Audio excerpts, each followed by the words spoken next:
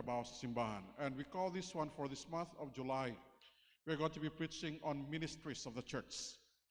Mga trabaho sa atong simbahan.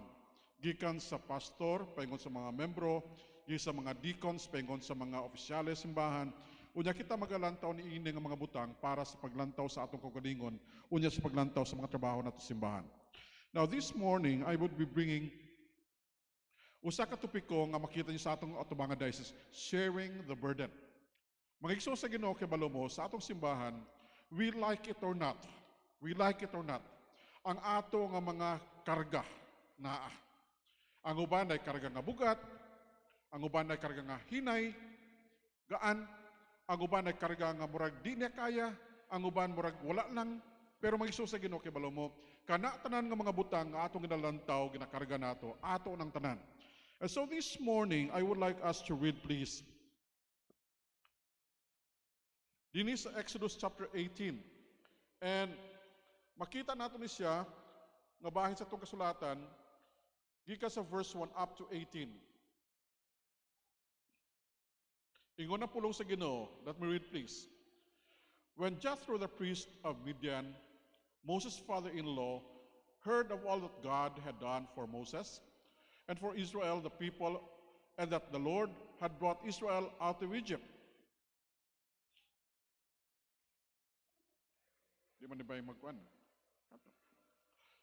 Then Jethro, Moses' father-in-law, took Zipporah, Moses' wife, after he had sent her back.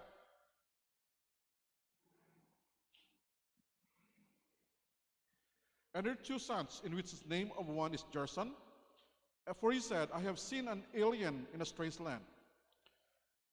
And the name of the other was Eleazar, for God of my father, said he, was mine help and delivered me from the sword of Pharaoh. And Jethro, Moses' father-in-law, came with his sons and his wife unto Moses in the wilderness, where he encamped in the mount of God, and said unto Moses, I, thy father Jethro, had come unto thee, and thy wife and her 2 sons with her. And Moses went out to meet his father-in-law, and did obeisance and kiss him, and they asked each other of their welfare, and they came to the tent. And Moses told his father-in-law all that the Lord had done unto Pharaoh and to the Egyptians for Israel's sake, and all the travail that had come upon them by the way, and how the Lord delivered them. And Jethro rejoiced for all the goodness which the Lord hath done to Israel, whom he had delivered out of the hand of the Egyptians. And Jethro said, Blessed be the Lord who hath delivered you out of the hand of the Egyptians, and out of the hand of Pharaoh, who hath delivered the people from under the hand of the Egyptians. Now, I know the Lord is greater than all gods, and all things therein they dealt proudly, he was above. And Jethro's father-in-law took a burnt offering and sacrifice for the Lord, and Aaron came and all the elders of Israel to eat bread with Moses, father-in-law, before the Lord. It came to pass in the morning that Moses sat to judge the people, and the people stood by Moses from the morning unto evening. Verse 14. And when Moses' father-in-law saw all that he did to the people, he said, What is this thing that thou doest to the people? Why sittest thou thyself alone? And all the people stand by thee from morning to even.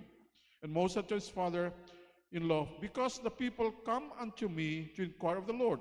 When they have matter, they come unto me, and I judge them one and another, and do make them know the statutes of the God and his laws. And Moses' father-in-law said unto him, This thing that thou doest is not good. Thou wilt surely swear away both you and his people that is with thee. For this thing is too heavy for thee. Thou art not able to perform it thyself alone. Mag-aampo kita, please.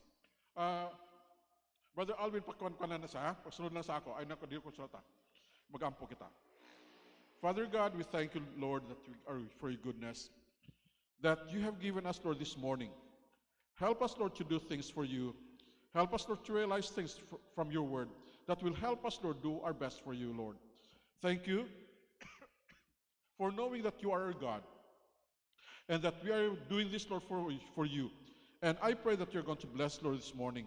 Give us a strength, give us the understanding to know this, Lord, and pray that may we obey, Lord, these things. I pray this in just name.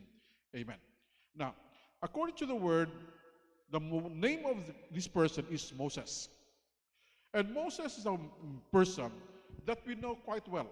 Si Moses usa ka tawo nga inailihan na nato na siya. Ang pangutana, unsay background ni Moses? And so the background of Moses was that he was called Moses because according to what we know in chapter 2, verse 10, that the princess of Egypt picked him out of the water. And because of that, the princess gave him the name of being one from the water. So si Moses sa katao, nga usa lang ka ordinarily simple person. And of course, we know him as a person who did a lot of things. But the Egyptian princess took him out of the water. And so number one, he was of a lowly birth. Siya naggawas bilang usa ka persona nga nagawa sa iya nga pagkatao nga maubusan. Ingon sa verse 2, and when the woman conceived and bare a son, when he saw him that he was a good child, said she hid him for 3 months. And when he could not longer hid him, she took him out an ark of bulrushes and daubed it with slime and with pitch, and put the child therein. And he laid it on the flags of the river's bank. And the daughter of Pharaoh came down to wash herself at the river, and her maidens walked along the riverside. And when they saw the ark of flags, she sent her maid to fetch it. And when she opened, she saw the child, and behold, the baby wept, and she had compassion on him. This is one of the Hebrews' children. Na mag-iso sa Ginoo ingani. Kung kita magalantaw sa kinabuhi ni Moses, usa ka persona nga nagawas nga ang Ginoo nagbantay sa iya. As a matter of fact, ang iyang ginikanan kanang lisod magpadako sa iya. Inganing kintangan. Ang mga Ehipto nakita nila nga mga Hudiyo nga tuwa sa ila nagadaghan. Ginagamit nila sila para sa ilang mga heavy constructions, paghimo sila mga pyramids, ilang palasyo sa pangahigimo nila. And so they were engaged in big and heavy work. But the problem is this, ang mga Hudiyo nga ginagamit nila, gadaghan. Ngano ka, no? Kita in town ko, no? Wa man tagadaghan. Pudaghan man kita. Pero sila nagadaghan. Ingusari, kinahanglan nga mga tao nga matao dina, ang mga lalaki nga bata, patyon, para nga dis na budaghan. Babae lang ang paggawason. Pero mag-iso sa Ginoo, ingon sa Biblia, ang nanay ni Moses nagburos. Paggawas ni Moses, nakita niya ang baby niya, patsada mang yun. Mag-iso sa Ginoo, di ba? Kung ikaw niyahan, bisag unsa pa nga bata, patsada mang yun, di ba? Di ba? Wa man kay mahimo nga siya, di ni patsada. Sa iya patsada na. Sa mother ni Moses, patsada to siya. And so Moses was a good child. And according to what we know, gitago siya sa nanay ni Moses sa 3 ka buwan. Gitago siya. Pagka-4 nga buwan, di na niya matago kay kusog na kay mohilak. So, according to what we know, she was of the lowly birth. And then, he was hidden from the slaughters. Gitago siya sa mga taong gisugo sa hari nga mapapatyon sila. And then, he grew up in the palace because he was adopted by the princess. Mga igsoon sa Ginoo, usa ka dako nga butang. Nga si Moses, nagdako nga nag-agi o nagdako sa palasyo sa hari. Mga igsoon sa Ginoo, kita nga mga tao karon bitaw, nagauna-una, unta ko mahimo lang nako nga magdako ko sa isa ka environment nga maayo.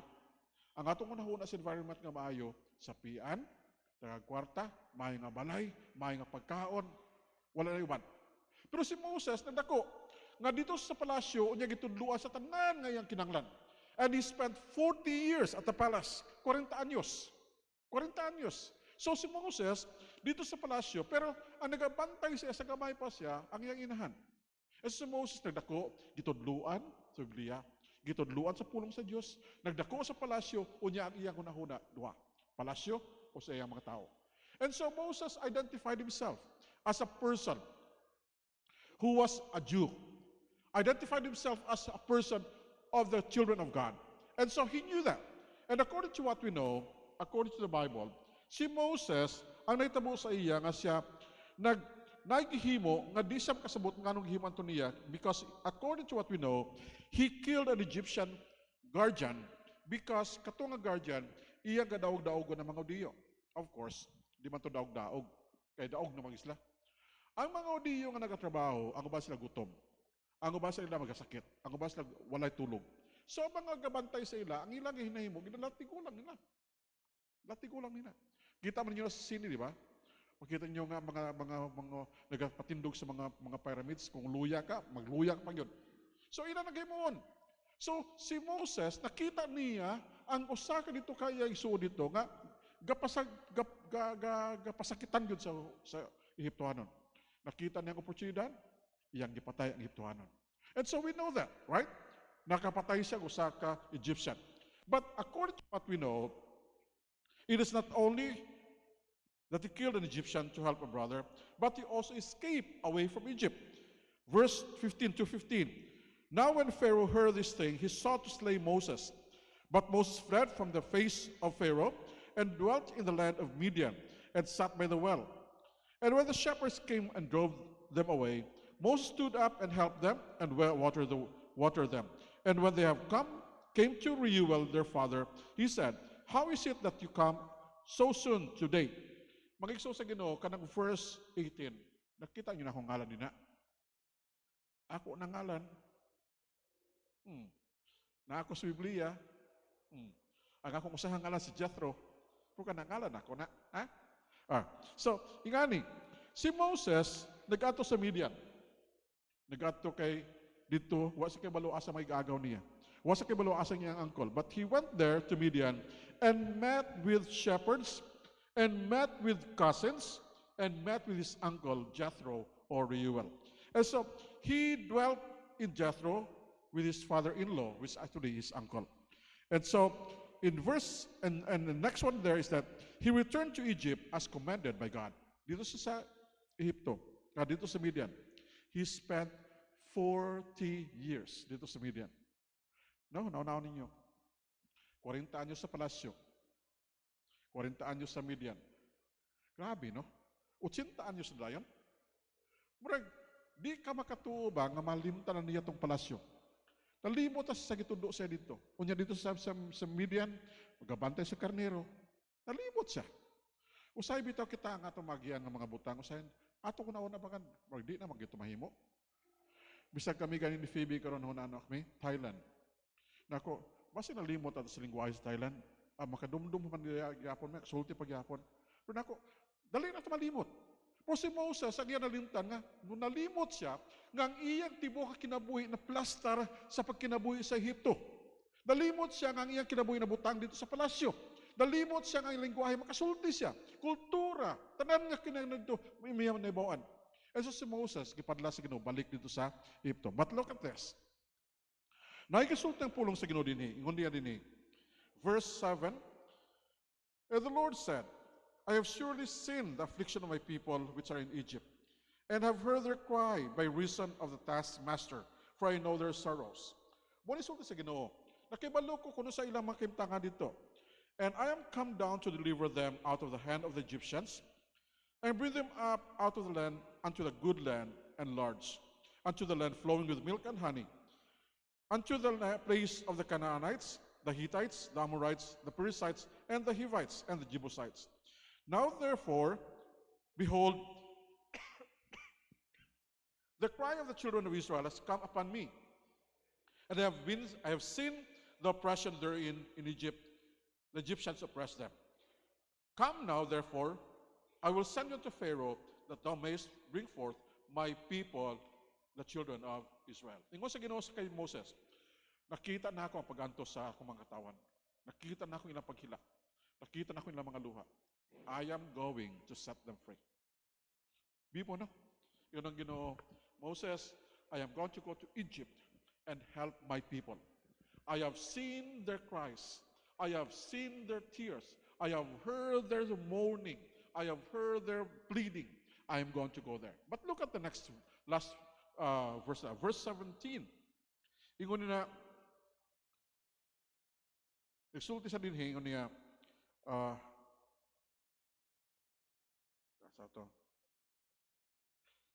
ingon niya sa verse 10.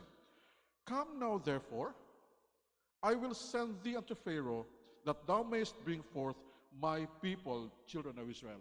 Ingon ang Diyos, muadto ko dito sa Egypt, para nga mga tao na ko pagawason. Ingon sa kay Moses, lakaw, ikaw adto kay Pharaoh. Kung ikaw si Moses, ano tayo bation mo? Primero, pasalamat ka, di ba? Ay, salamat. Ginoo, salamat. Nakadungog rin ka sa pagampo, pagsinggit, paghilak sa mga katawa sa Egypto. Salamat, wadto ka. Salamat. Ingon na yung Diyos sa iya, Moses, you go. Kaya ikaw gamiton ako. Ginoo, nganong ako naman po. Imo ba ng sulti nga ipagawa sila? Nganong ako man yung gamiton? Nakabantay mo? It's not easy for Moses to do that. For Moses, he is not fit according to him. He cannot speak to Pharaoh. He cannot face the Pharaoh of Egypt. And so si Moses nabutang sa kaintangan nga lisod kayo. But you know what? As we have this one here, we can look into what God is going to do with him. And so, he led his people to Egypt. Nag-out to sa Egypt, according to the story.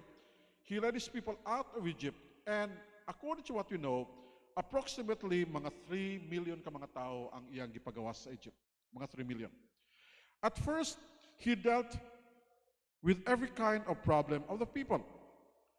Kaya kung nagpulong sa Ginoo, nga siya naghimo nga, ang tanan nga mga tao sa Ehipto, nga mga 3 million kabuk, dito ka to sa iya. Mangigsoon sa Ginoo, di ba? Patsada. Ikaw nga leader, ikaw ra gatuan, ikaw nga leader, ikaw ra konsultahon, ikaw nga leader, ikaw ra pangayog solusyon sa problema, ikaw nga leader, ikaw ra butang nga sila mga problema. Patsada no? Patsada dili. Ang tubag, dili. Usay kita nagkaunahuna bitaw nga kung dili magduol sa imo mga membro, unya magsulti sa mga problema, dautan. Kamaminaw kita. Unsa man to? Unsa man to? No, that is not the case. Ang problema ni Moses ngani, ang mga tao, ang mga Hudiyo, nga tuwa uban sa iya, na uban sa iya, from morning up to evening, they would come and consult him. They would come and ask him for solutions. They would ask for something that they can help them. And so Moses was so busy. Busy gid siya. Gika sa buntag asa magabi. Ambot lang kung makapaniod to pa siya. Pero si Moses nga na. But you know what? As we look into that, maoning problema ni Moses. Because as far as we know, he is spreading himself so thinly and he can't do any other things. So number 2 is this, the heavy burden carried by Moses. Ang pagkabugat nga karga ni Moses. Unsa man ang karga niya? Number 1, according to what we know, Jethro was Moses' father-in-law. Ang nagsulti sa iya, sa iyang problema, ay ang father-in-law. So, Jethro was his father-in-law. Now, kung ang taon bitaw niya to, si Jethro, dili sa Hudiyo, di ba? Hudiyo sa dili. Hudiyo dili. Yes, no? Kasulti, oo, taas kamot please. Ang kasulti nga dili, taas kamot please. Dili. Ang kabalo, taas kamot. Oh, tanan man ta. Ha? Pero si Jethro, dili. Kaya mga Hudiyo niya nga panahon gikas sa Ehipto. So Jethro was a person who was just a plain man. His father-in-law was just a plain man. Kanang usa na katao bitaw nga nagaalagad o niya nagasimba, pero dili sa Hudiyo. Di po sa kanang tao nga taas og ranggo. He was just a plain man and he came to Moses.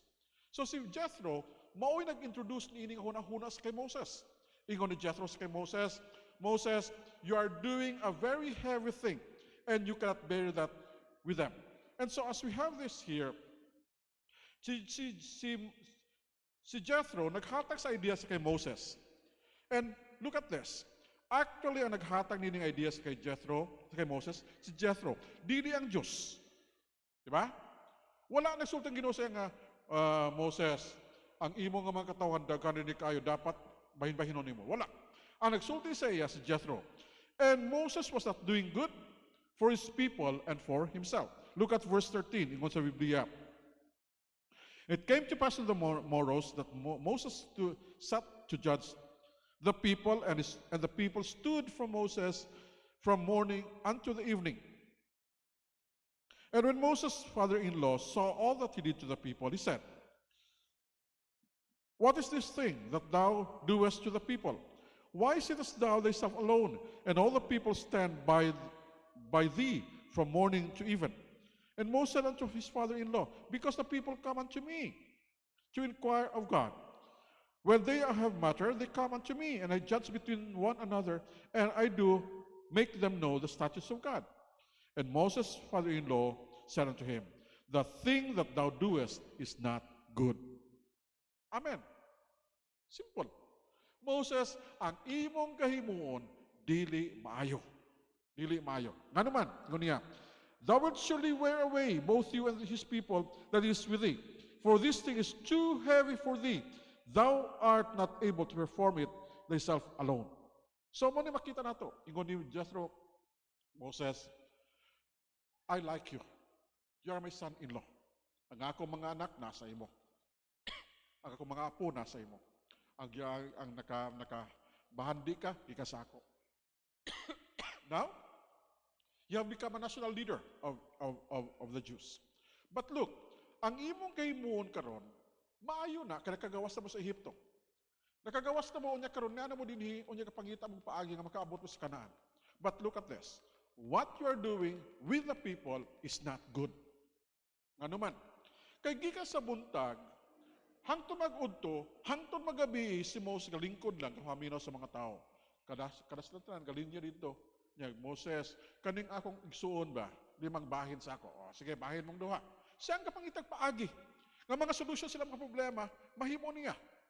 And so, yung siyang iyamahan, Moses, you know what? What you are doing is making your judgment so thin. You are making those things nga, ay mo makibunta nga daghan, mahimo ni mo gamay ra. Unya ingani. Pagkadaghan sa tao, ikaw rosa. You're making yourself so thin and the people are so much. How can you do that for a long time? So si Moses siguro nagunahuna. Pero ingon niya, Moses, you have to do something. So, the heavy burden that Moses have. That's the second one. And the third one is this. Ikaw sa pulong sa the third one, the relief of the burden of Moses. Giyon sa unsa man pagka nahimo nga si Moses nakagawa sa iya nga kabugaton. Okay, number one. According to what we know, ang mga instruction ni Moses. Now, unsa man nagahimo ni Moses, ngano siya ang gahunahuna niya ng mga butang? Number one. Siya nagahimo nga siya ang satunga sa mga katawhan nga nay mga galalisan. And then number two, di lang siya kapatunga. Number two, gatudluan niya ang mga tao sa pagsunod sa kabubuton sa Diyos. Gatudluan niya. So, ang iyang ginahimo nga gatudlo siya. Iyang ginahatag, unya sila gahaminaw. But look at this. Ingon sa pulong sa Ginoo, si Moses, usa ka tawo nga ato matagas sa trabaho, but ang iyang nakita ba nga, pagkadaghan nga tao nagapalibot sa iya, magtudlo siya, kamay matudluan. And so not only that, he not only instructed the instruction of Moses, but he was ready to see that there are many people who are willing to help. Ang wala na realize ni Moses nga ni, nga daghan man ay tao, nga nagahulat, nga mabutangan og trabaho, o niya maghimo sila sa trabaho sa Diyos. Wa niya makita nga, ang iyang kagalingon, usa lang sa mga nag-aalagad sa Ginoo. Wa niya na makita, wa niya makadunggan, nga na mga tao nga willing maghatas na kagalingon para gamito sa Diyos. And so Moses not only instructed the people, but he was able to recruit many, to help him with the work. Look at this, verse 19. Hearken now unto my voice, I will give thee counsel, and God shall be with thee. Be thou for the people to Godward, that thou mayest bring the causes unto God. And thou shalt teach them ordinances and laws, and show them the way wherein they shall walk, they must walk, and walk they must do. Moreover, thou shalt provide out of all the people able men, such as fear God, men of truth, hate covetousness, and place such over them, to be rulers of thousands and rulers of hundreds, rulers of 50s and rulers of 10. Mangigso sa Ginoo ani. Ingon niya, Moses, what you do is this. Magpili kang mga tao nga nahadlok sa Diyos, nga naay kamatuuran ang ilang ginahimo, walay covetousness. Unya, ang ilang ginahimo nga sila mahimo nga mga gadumala sa mga linibo, gadumala sa ginatos, gadumala sa mga 50, gadumala ug mga napulo. Wow. Look at this. Ingon niya, linibo, ginatus, 50 na pulo. Unsa nagpaghimo na? Di ba? Patsada siya, di ba? Linibo, ginatus, 50 na pulo. Mag-isaw sa Ginoo, makita nato din ang suggest sa iya. Nga, si Moses di ay, ang iyang ginahimo, nga tibuok nga kongregasyon sa Israel, iya nagatabangan. Iyang gatagan sa iya nga pagsaysay. But here comes his father-in-law, Moses, what you are doing is not good. You are going to die too early. Moses, what you are doing is too delicate because you are not giving people opportunities to serve with you. And so, niya, Moses, what you can do is this. You teach them about God. But how about teaching some people to teach them too? Ngunya, mga tao nga mapili para sa 1,000, mga tao nga mapili para sa ginatos, mapili para sa 50, mapili para sa 10. You choose this man. Help find them. And so what happened was this. Si Moses nagpangitag paagi nga makita ng mga tao. And let them judge the people at all season, and all shall be that every great matter they shall bring unto thee, but every small matter they shall judge. So shall it be easier for thyself, and they shall bear the burden with thee. If thou shalt do this thing, and God command thee so, then thou shalt be able to endure, and all these people shall go to their place in peace. Mag-igsoon sa Ginoo nga, kung ni mag-ayon kimong kinabuhi. And so, what happened? What happened? Mag-igsoon sa Ginoo, gihimo ni Moses. Gihimo niya. And the Bible doesn't tell us much, but of course we know that Israel became a place where they can live so easily and happily. And Moses chose able men out of Israel and made them heads over the people, rulers of thousands, rulers of hundreds, rulers of 50s, and rulers of tens. And they judged the people at all season. Hard costs they brought to Moses, but every small matter they judged themselves. Ang mga dagko ng mga butang kay Moses, ang mga gagmay nga butang, ilan na dayon? Mag-igsoon sa Ginoo, di ba? Nga naman na. Ang dagko nga butang, nga di ka kibalo sa imo nimo, ay kung ka sa tao nga maka-decide para sa imo. Ang mga gagmay nga butang, imo na. Namangita imong mga kauban. And so Moses was able to do that. Moses was able to help a lot of people. Now, the question now for us is this. How about us? How about us? What does this mean to us as a church? Bilang usa ka iglesia, unsa man ning sato para sa ato? Kay balong mag-igsoon sa Ginoo, all of us are a part of a big family. One cannot do the work. One cannot do all the work. We need to help each other. Ang atong trabaho sa Bethel Baptist Church dili ni para sa usa ka tawo. Kita sa Bethel Baptist Church daghan tag trabaho. Kung nagahuna-huna mo nga daghan tag staff, gabayran mo na sila maghimo ni ana. Magiso sa ino sayop na. Because the staff is supposed to be asking you for help, asking you to do something. Example lang gid. Ako naghuna-huna bitaw nga nganong kita di sa Bethel Baptist Church. Di man makahimo nga atong simbahan, malimpyo na itong isakto. Kabantay mo. Pero may kuna-kuna ani. Kanibit ang mga Hapon. Ang mga Japanese, when they go to World Cup sa Amerika, when they go to a World Cup tournament, they always join together as Japanese. They wear blue. But you know what they bring with them? They bring plastic bags. Pagkauma sa tournament, pangkuha sa mga basura. Kasi nagsugo sa ila. Wala. Sila naghimuan na. Ilang gibutang sila kung galing nga manglimpyo ta. Kita sa itong simbahan, unsa man? Manghugaw ta. Sakto? Manglimpyo ta, Brad. Ang atong simbahan, tabangan na to. Kaya, pasagdi lang, kanaman na mangtinlo karon. Dili. We have to do something. We have to do ourselves to help. Kaya parang kita mahimo din sa simbahan, mahimo na to. Ang atong mga decorations din patsada ba ya? Look at the flowers. Somebody did this for us. And thank you very much for this. You know what? You can do this. You can help with that. Atong Sunday school, daghan tayong mga areas. You can teach that too. You can help us. Because the work is not for one person alone. Daghan tayong makatabang ini. And so, if ever you feel like, Lord, you are calling me to do something, pray for that. Pray for that. Kaya kita nga talaga niya din, naibahid sa trabaho sa Ginoo. Ang uban bitaw, nasa ulo. Ang uban, nasa liog. Ang uban, nasa dugan. Ang uban, nasa kamot. Ang uban, nasa tiil. So, magtabangay ta. Di ba? Magtabangay ta. Kaya kung kita niya sa itong simbahan, unya kita, wala ang tabangay, amay tabo, mabungka kita. But you know what? I praise God for His goodness that He's giving us a lot of good works, a lot of things that we can do here.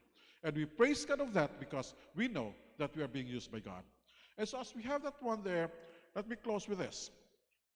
Are we willing to be part of the family? Can we accept the work designated for us? Can we be part of that family? Lahi-lahi matag-apelido, di ba? Ang uban sa ato rin ni, apelido ato patsada kayo. Ang ako apelido patsada kayo na, kaya ako mga apelido, di ba ninyo? Pero ang ato apelido lahi-lahi, pero mag-iso sa Ginoo. Can we designate ourselves to do our best for God? Ako nagaw-na bitaw na ako Ginoo, salamat sa Bethel Baptist Church. Salamat yun. Ako nagaw-na sa una Ginoo, asa ka ko ni mudadon?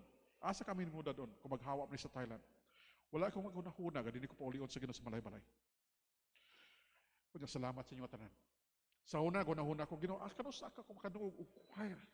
Kakanang batsada gyud. Wa ako maguna-huna. Nga 3 years after, I be here in balay-balay. Nabisag rehearsal pa lang, minawan ako. Kaka-bless ko. I never thought of that.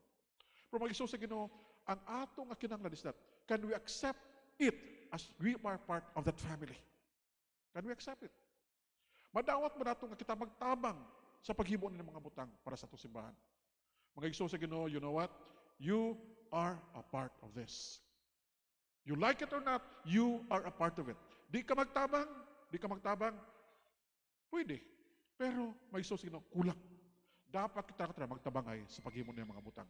And so, usa nga ito mahimo sa atong simbahan. You know what? Daghang kag silingan. Makasulti ta, daghang kag silingan ng mga Kristohanon. Have you ever visited them and say, kamusta ka na? Can we? Daghang ka mailan ng mga igsoon sa simbahan. Kamusta ka na sa ila? Wala pa. Mga igsoon sa Ginoo, we have to pray for that. We have to do our part of that. We have to do our part and do our best. Kahapon, namighimo nga usa ka activity sa likod ang atong ETS. Bible study na siya. Ingon ako kay Pastor Josler, mga pila man dayta kabo karon nga buntag inya nga si pastor, less than 50. Less than 50. Ingon niya sa ako, daghang pa absent pastor, maabot ang mga 50. Nako, good. But ingon ako, kumauna, kumadubli ni siya pag isa tagagatos. Yes. But you know what? If we can double the number, if we can bring that number double, and we can make our people join them, ang atong simbahan, magdako pa yun. You know what? I look into that and say, Lord, I pray to you that you help us, bless us. Ako nagalantaw sa itong mga kulang, na ako daghan tag kulang. But we can do our part to do our best.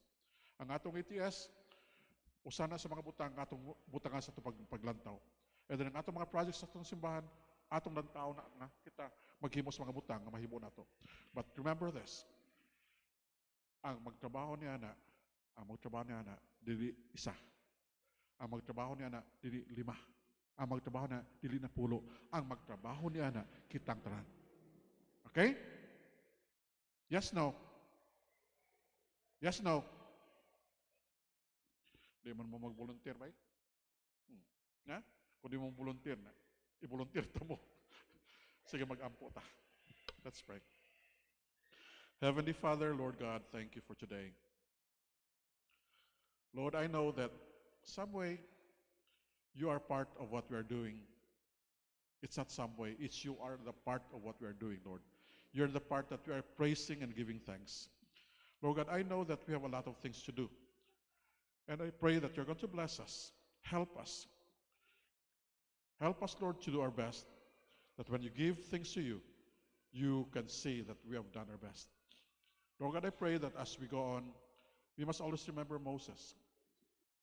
He did good because people would come to him and consult his ideas, consult his solution to their problems.